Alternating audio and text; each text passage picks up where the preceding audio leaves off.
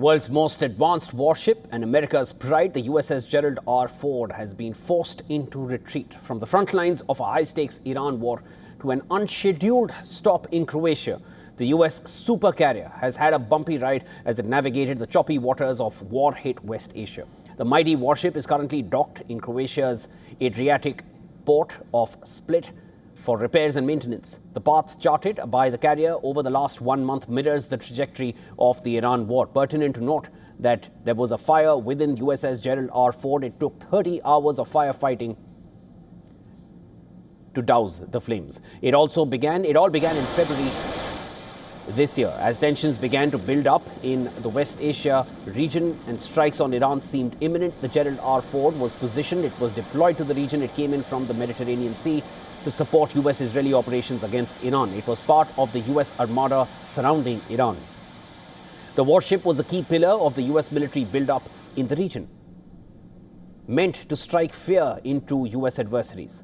Days ahead of the US-Israeli strikes on Iran, the carrier docked at Israel's Haifa port, positioned to shield Israel from Iranian retaliation. In early March, the Gerald R. Ford moved into the Red Sea, but soon it reported a significant fire in the central laundry area of the warship, as I had mentioned earlier.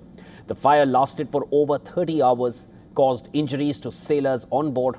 The fire forced the Ford to temporarily pause its active combat role in the Red Sea for repairs.